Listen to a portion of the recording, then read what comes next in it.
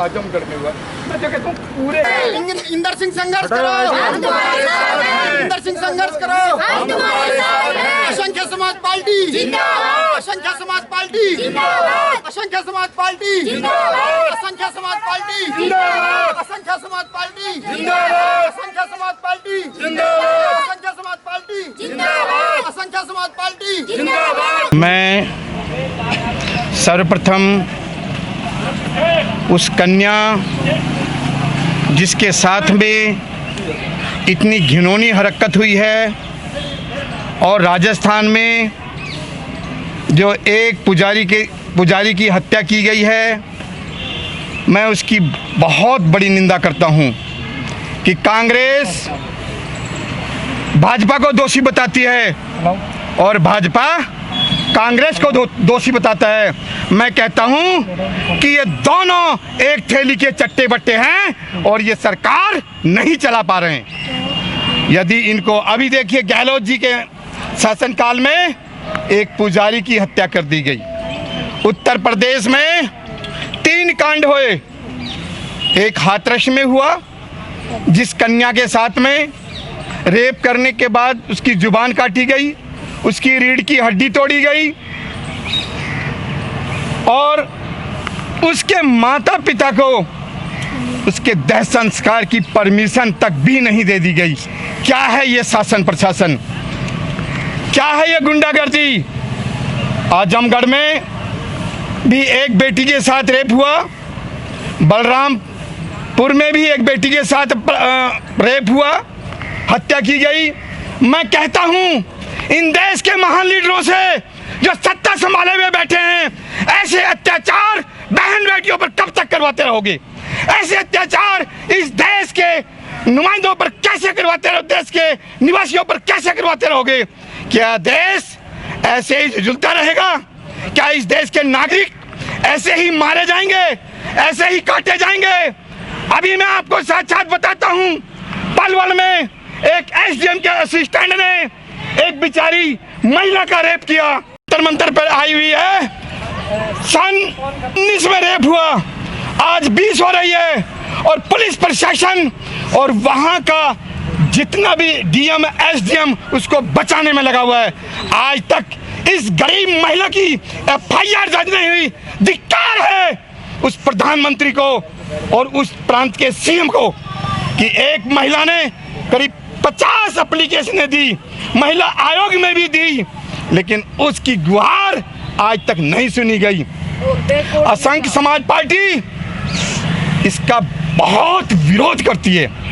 मैं ये कहना चाहता हूं, ए मेरे देश की जनता, मैं आपसे हाथ जोड़ के रिक्वेस्ट करना चाहता हूं कि ऐसे नुमाइंदों को लाइए, ऐसे शख्स को देश का प्रधानमंत्री बनाइए जिसके हृदय में आपके प्रति दया और दर्द हो, जिसके हृदय में मैं एक बात कहना चाहता हूं, जो भरा नहीं है भाव से, बहती जिसमें रसधार नहीं, मानव नहीं वो पत्थर है जिसको अपनी देश की जनता से प्यार नहीं। बाबा साहब ने लड़ाई लड़कर 80 सीटें पार्लियामेंट में एससी कोटे को दिलवाई थी कि यदि कभी दलितों पर, अबला नारी पर यदि कोई अत्याचार करे, चाहे कोई बोले या ना बोले, ए मेरे देश के दलितों, तुम सामने जरूर आ जाना और उन नारियों को सम्मान दिलाना कि मैंने एक नारी संविधान बनाकर एक नारी को इस देश का प्रथम प्रधानमंत्री बनाया है, जिसका नाम इंदिरा गांधी था। और मैं आपको ये न्याय की डोर देके जा रहा हूं कि यदि कोई भी देश की नारी पर कोई अत्याचार करे तो आप उसमें विघन करना और पार्लियामेंट में इसकी मांग उठाना कि उनके हत्यारों को सजा मिलनी चाहिए। लेकिन मेरे देश के 80 एससी कोटे के सांसद आज कान में तेल डाल के पड़े हुए हैं। किसी भी सांसद का कोई लेख आज तक नहीं आया है।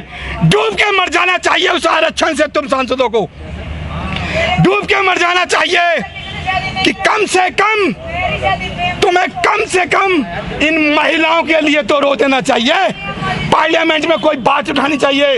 यदि 80 सांसद एक साइड में हो जाएंगे तो इस पार्लियामेंट की रीढ़ टूट जाएगी।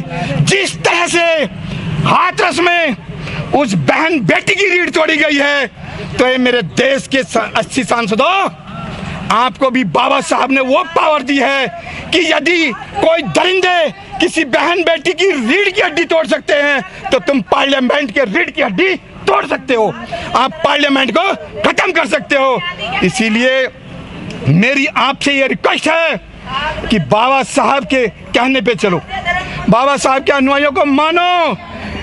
हमारे दलितों के 2 भगवान थे, एक महर्षि वाल्मीकि और एक बाबा साहब भीमराव अंबेडकर। लेकिन महर्षि वाल्मीकि जी ने उन दरिंदों को पाला, उन दरिंदों का सम्मान किया, उन दरिंदों को अपनी झोंपड़ी में दूध पिलाया, जो आज हमारी बहन बेटियों की इज्जत लूट रहे हैं। और बाबा साहब जो भगवान थे, उन्होंने कहा कि तुम किसी के बच्चों को ना पालो, तुम खाली ज्ञान ले लो। यदि ज्ञान हुआ तुम्हारे अंदर तो तुम पूरे देश को पाल दोगे, पूरे संसार को पाल दोगे।